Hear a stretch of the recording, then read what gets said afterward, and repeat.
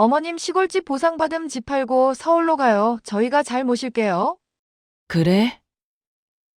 난 여기 시골이 좋은데. 그때는 몰랐습니다.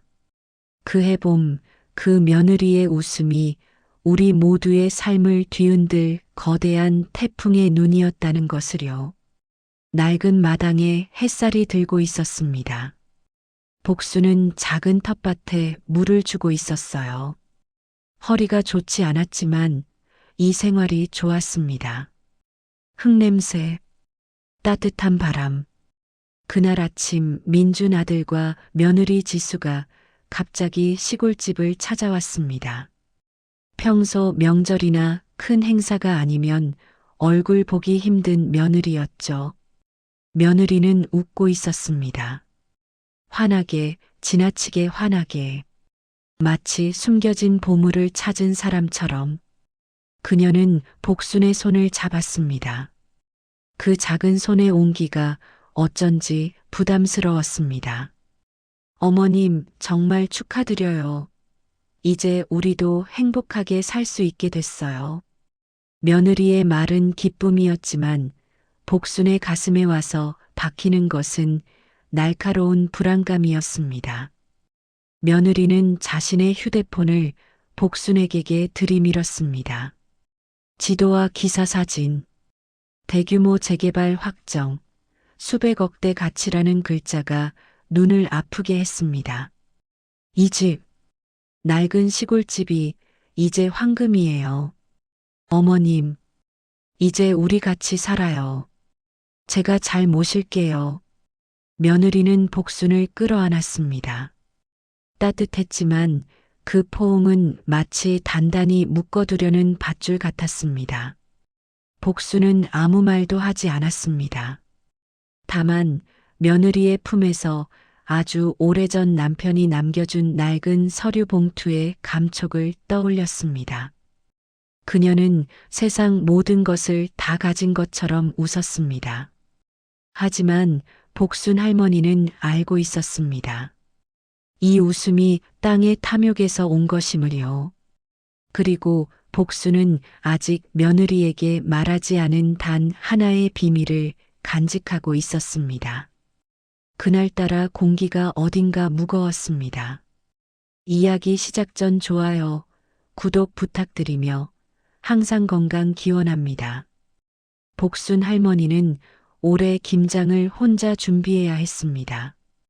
절인 배추 냄새가 온 동네에 퍼졌습니다.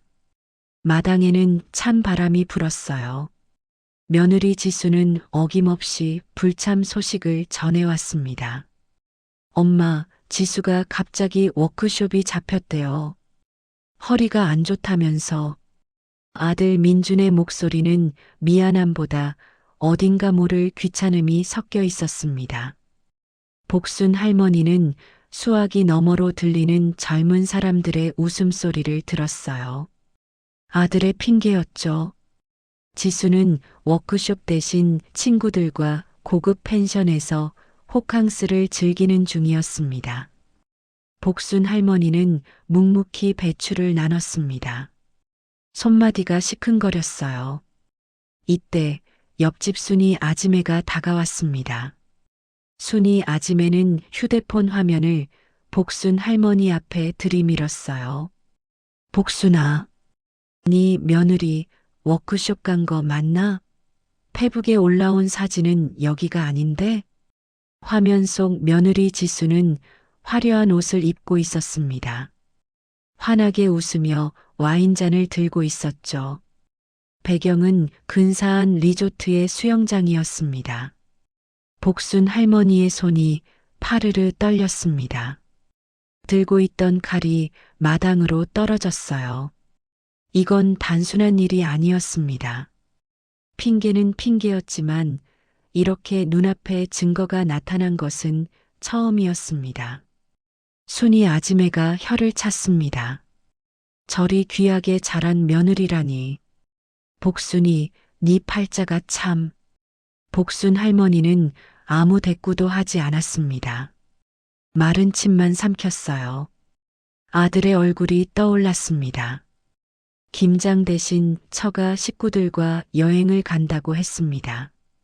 아들의 소홀함보다 며느리의 그 태도가 가슴을 후볐어요.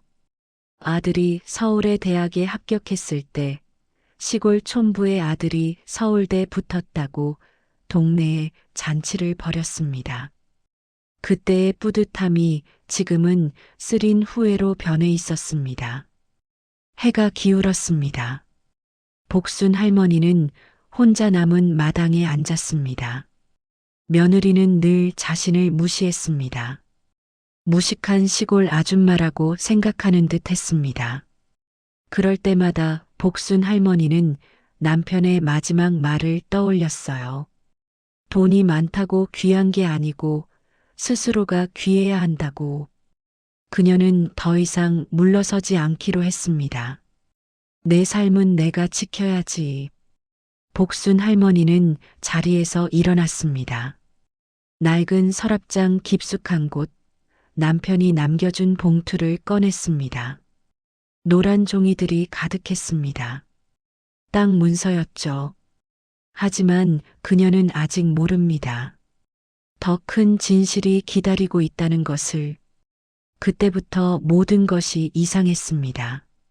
며칠 후 아들 민중과 며느리 지수가 복순의 집을 다시 찾아왔습니다.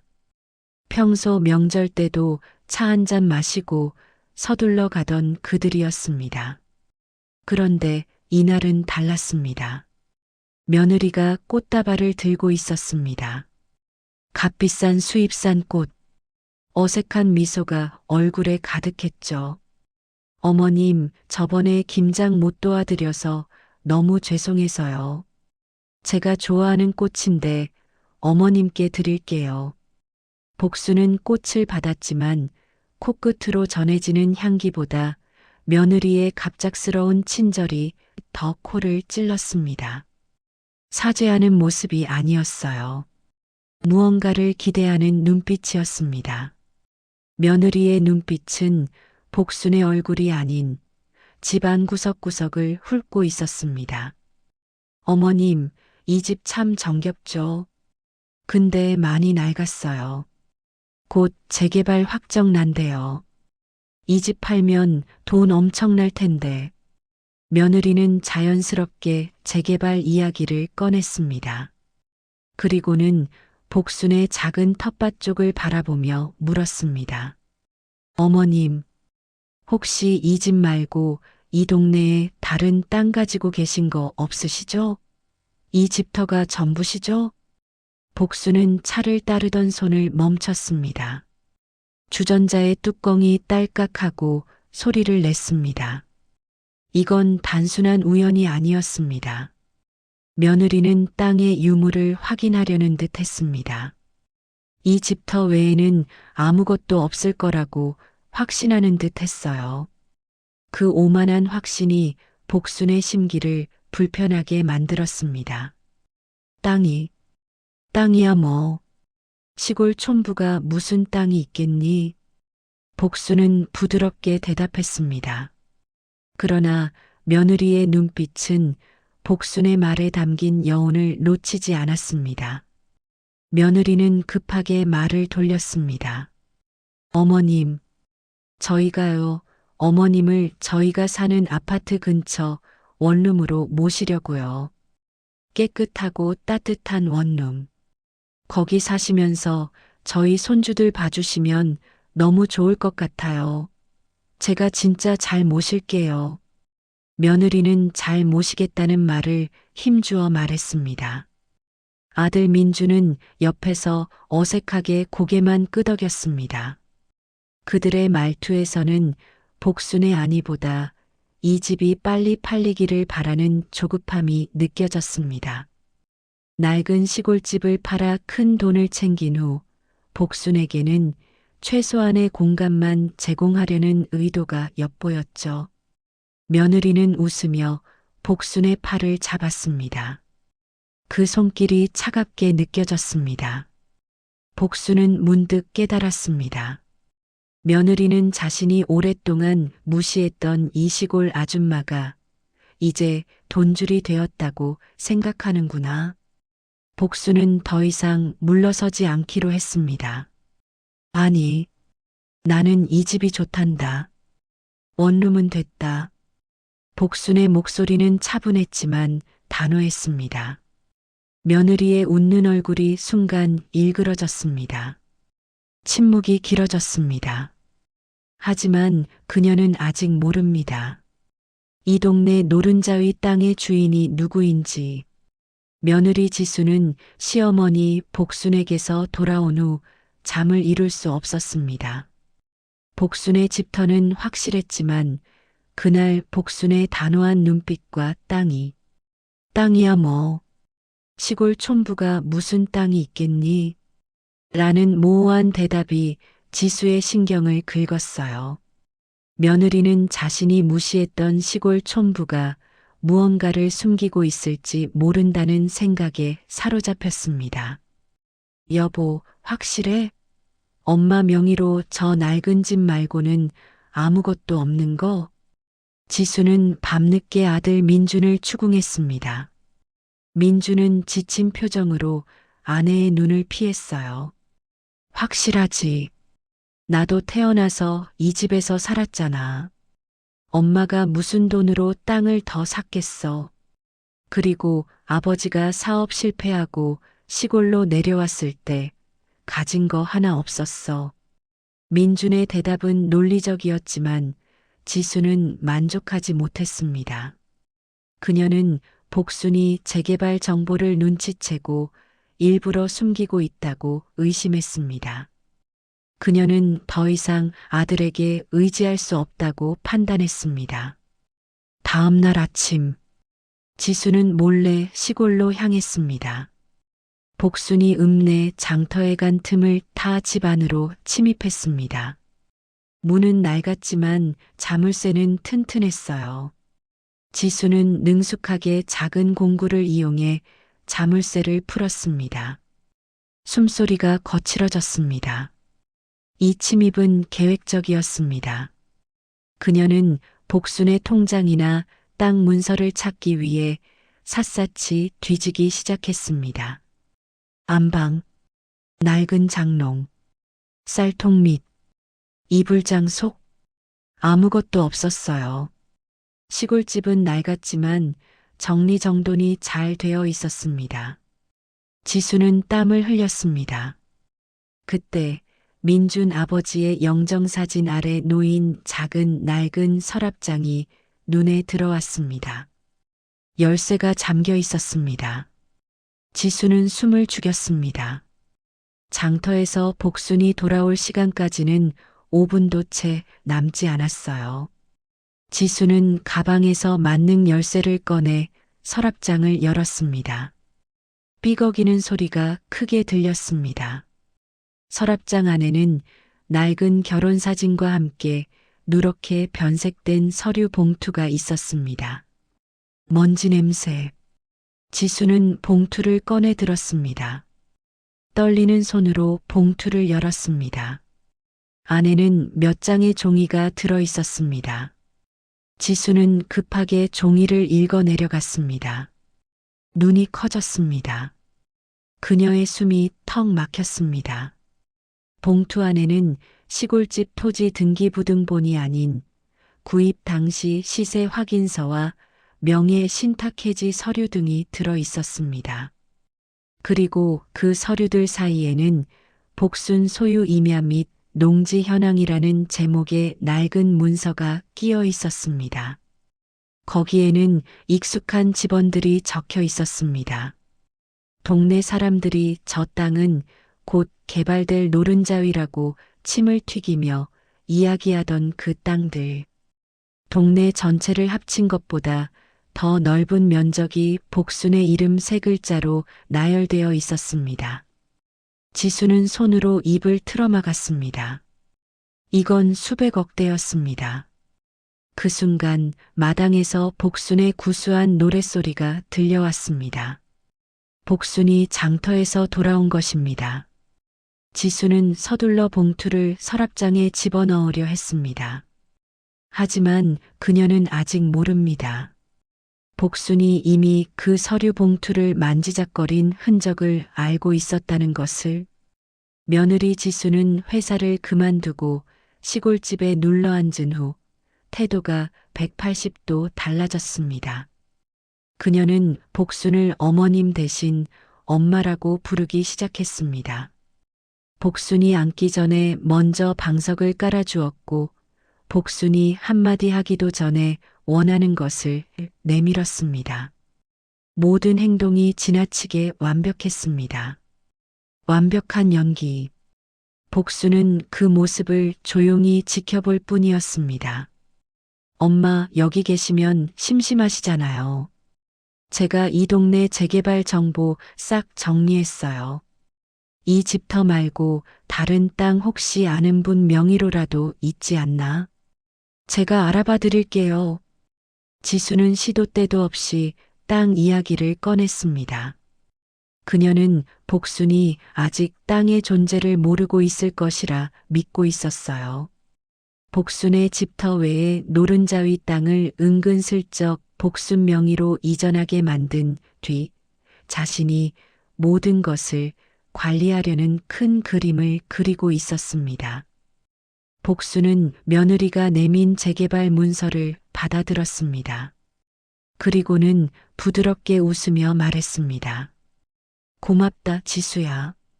근데 나이가 드니 그런 복잡한 건 머리가 아프구나. 내가 가진 것이 무엇이든 나를 귀하게 대해주는 사람에게 줄 거란다. 복순의 말은 경고였습니다. 지수는 그 말의 의미를 파악하지 못하고 고개를 끄덕였습니다. 그녀는 자신이 지금 복순을 귀하게 모시고 있다고 착각했습니다. 이 착각이 모든 비극의 시작이었습니다. 그날 오후, 복순은 며느리 몰래 동네 이장을 찾아갔습니다. 이장에게 모든 것을 털어놓았습니다. 남편이 남겨준 땅의 비밀, 며느리의 침입과 거짓된 친절, 그리고 USB에 담긴 녹화 파일까지. 이장은 충격을 금치 못했습니다.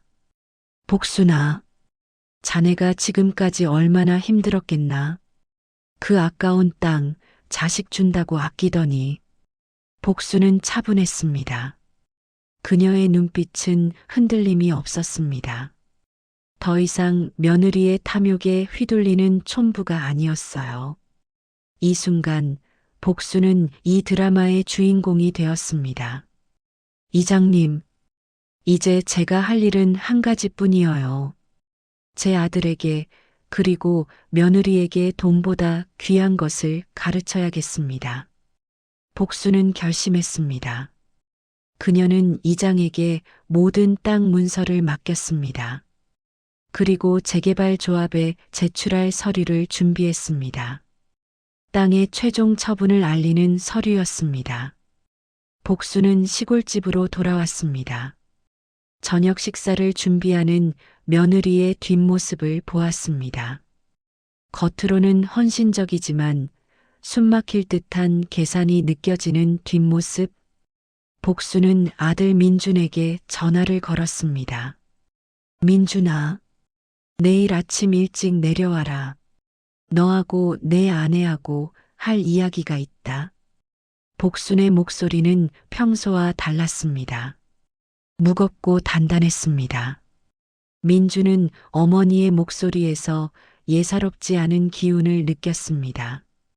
며느리 지수는 복순의 전화 내용을 엿듣고 속으로 쾌재를 불렀습니다. 드디어 어머니가 땅 이야기를 꺼내시는구나. 그녀는 복순의 계획이 순순히 땅을 물려주기 위한 것일 거라고 굳게 믿었습니다. 하지만 복순의 서류 봉투에는 이미 재산 처분을 알리는 도장이 찍혀 있었습니다. 다음 날 아침 일찍 민준과 지수는 복순의 시골집에 도착했습니다. 며느리 지수는 밤새 설레는 기분을 감추지 못했어요. 오늘은 복순의 진심을 확인하고 이제 곧 수백억 대 재산의 상속자가 될 것이라는 확신에 차 있었습니다. 그녀는 어느 때보다 공손하게 복순에게 인사를 건넸습니다. 엄마, 어쩐 일로 이렇게 아침 일찍 부르셨어요? 무슨 좋은 일이라도 있으신 거죠? 복순은 두 사람을 거실 한가운데 앉혔습니다. 거실의 낡은 가구들 사이로 햇살이 희미하게 들어왔습니다. 복순은 평소 입던 낡은 옷 대신 단정하고 깨끗한 한복을 입고 있었습니다. 엄숙한 분위기였죠. 아들 민주는 불안함을 감지하고 마른 침을 삼켰습니다. 복수는 말없이 방에서 작은 노트북을 가져왔습니다. 그리고 거실 중앙에 놓인 작은 TV에 연결했습니다. 며느리 지수는 고개를 갸웃거렸습니다. 딱 문서가 아닌 웬 노트북일까요? 앉아라. 할 말이 있다. 복순의 목소리는 낮고 단단했습니다. 화면이 켜졌습니다. 그리고 재생 버튼이 눌렸습니다. 영상 재생. 화면에는 복순의 집 내부 모습이 보였습니다. 며느리 지수가 문을 열고 들어오는 모습, 주변을 살피며 조심스럽게 안방으로 향하는 모습, 잠겨있던 서랍장을 능숙하게 여는 모습, 그리고 누런 봉투를 꺼내 급하게 펼쳐보는 며느리의 얼굴. 그 얼굴에는 당황스러움과 함께 숨길 수 없는 탐욕이 가득했습니다. 영상 종료. 정적이 흘렀습니다. 숨막히는 침묵. 며느리 지수의 얼굴은 하얗게 질렸습니다. 그녀의 입술이 파르르 떨렸어요. 아들 민주는 충격으로 말을 잃었습니다. 그는 눈을 비볐습니다. 화면 속의 여자가 자신의 아내가 맞는지 믿을 수 없었습니다. 엄마, 이게 뭐예요? 민준이 간신히 입을 열었습니다. 복수는 노트북을 껐습니다. 그녀는 며느리에게 시선을 고정했습니다. 지수야, 내가 지난 며칠 동안 나한테 했던 그 모든 헌신이 이 영상 하나로 거짓말이라는 게 증명되었다. 며느리 지수는 고개를 들지 못했어요. 그녀는 억울함을 호소하려 했습니다. 어머님, 그게 아니고요. 제가 너무 걱정이 돼서. 걱정? 복순의 목소리가 단호하게 잘라냈습니다. 걱정이라면 며칠 전에 내가 김장할 때 허리 아프다고 핑계대고 놀러 간 것이 가장 큰 걱정이었겠지. 복수는 자리에서 일어났습니다. 손짓 하나, 숨소리 하나도 흔들림이 없었습니다. 그녀는 더 이상 물러서지 않기로 했습니다. 그녀의 눈빛은 마치 심판관 같았습니다. 민주는 아내의 팔을 붙잡았습니다. 그의 얼굴은 분노와 수치심으로 일그러졌습니다. 당신, 이게 사실이야? 엄마한테 도둑질을 하러 왔어? 지수는 고개를 숙인 채 아무 말도 할 수 없었습니다. 눈물은 나오지 않았습니다.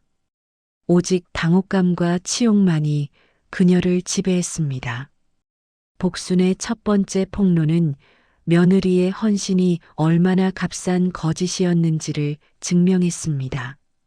하지만 이들이 깨닫지 못한 것은 복순이 준비한 폭로가 아직 끝나지 않았다는 사실이었습니다.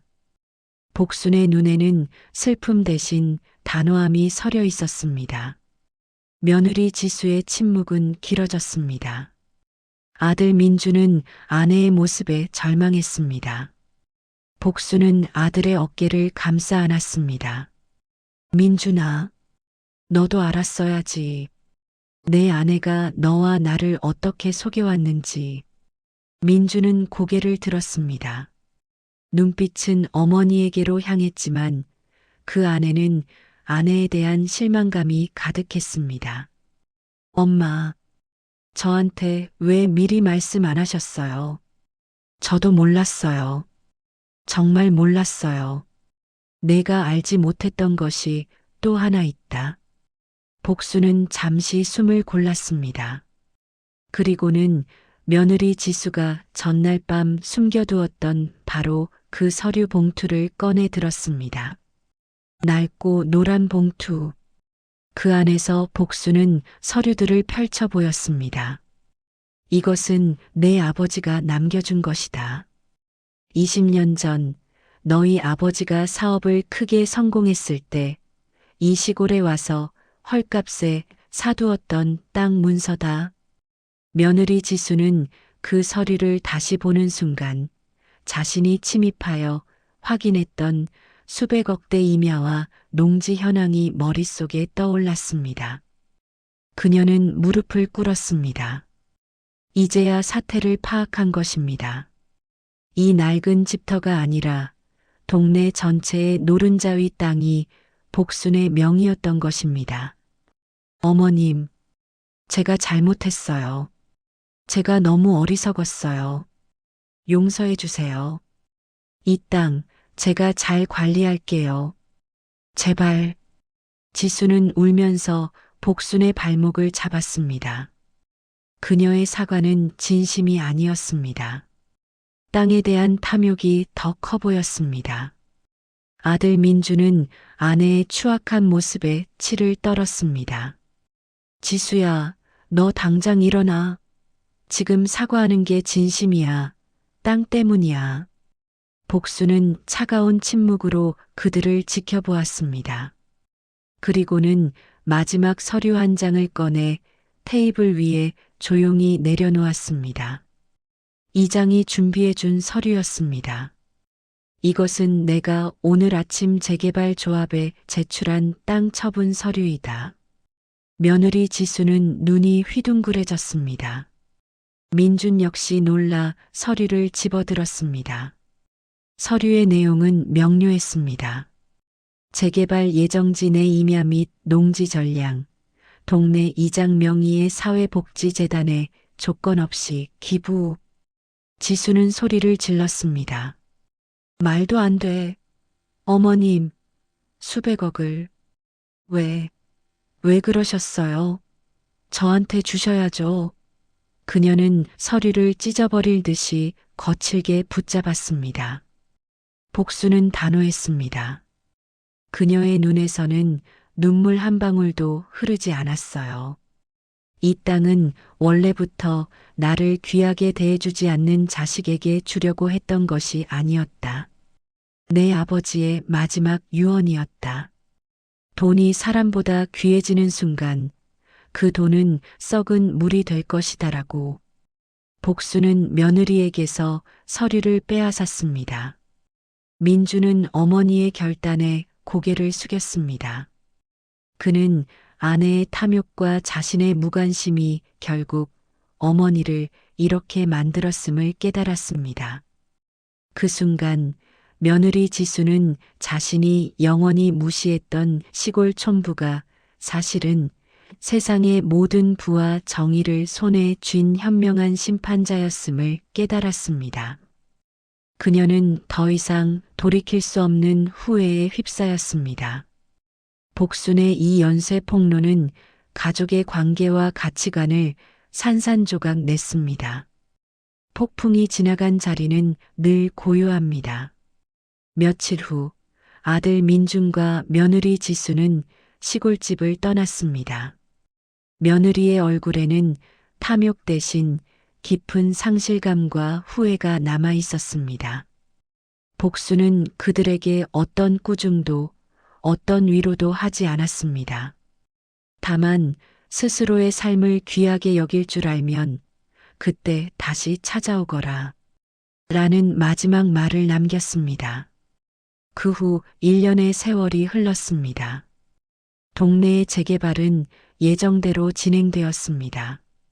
복순이 기부한 땅에는 복순 할머니의 따뜻한 손길이라는 이름으로 시니어 복지회관과 작은 도서관이 지어졌습니다. 시골 노인들은 혜택을 받았고 복순의 이야기는 동네를 넘어 전국적으로 퍼져나갔습니다. 복수는 여전히 낡은 시골집에 살고 있었습니다. 집은 팔리지 않았습니다.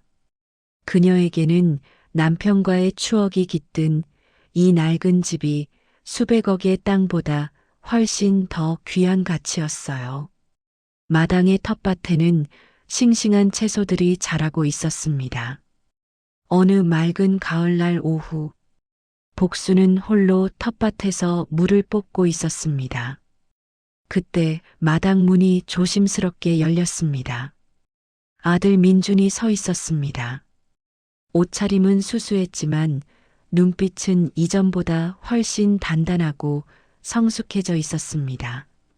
엄마. 민준은 복순에게 다가와 조용히 무릎을 꿇었습니다. 그는 울지 않았습니다. 대신 깊은 존경심을 담아 말했어요. 엄마, 저희 서울집 정리했어요. 큰 욕심 없이 작은 빌라에서 다시 시작하기로 했어요. 땅은 없지만 마음이 편해요. 지수도 지금 동네 복지관에서 작은 일 시작했어요. 이번에는 정말 진심으로 남을 돕는 법을 배우고 있대요. 복수는 말없이 아들의 흙 묻은 손을 잡았습니다. 따뜻했어요. 복수는 이제야 아들이 돈보다 중요한 것을 깨달았음을 알았습니다. 그래, 잘했다. 복수는 아들에게 겉흙을 털어낸 무 하나를 건넸습니다. 민주는 물을 받아들었습니다. 그때 저 멀리서 며느리 지수가 조심스럽게 마당으로 들어섰습니다. 그녀는 복순에게서 눈을 떼지 못했습니다. 화려한 옷 대신 낡은 작업복을 입고 있었고 얼굴에는 진심 어린 미소가 어려 있었습니다. 그녀는 마당 한쪽에 놓인 김장용 절임통을 바라보았습니다. 어머님, 저 이제 허리 안 아파요. 워크숍도 없고요. 올해 김장은 제가 끝까지 다 책임질게요. 저 이제 핑계 안 돼요. 며느리의 목소리에는 후회뿐만 아니라 새로운 삶을 시작하려는 용기가 담겨 있었습니다. 복수는 며느리를 바라보았습니다. 그리고 환하게 웃었습니다. 그것은 오랜만에 보는 복순의 진정한 웃음이었습니다. 그녀의 작은 시골집 마당은 이제 더 이상 탐욕의 현장이 아니었습니다. 돈과 거짓 대신 용서와 회복이라는 새로운 가치로 가득 찬 가장 평화로운 보금자리가 되어 있었습니다.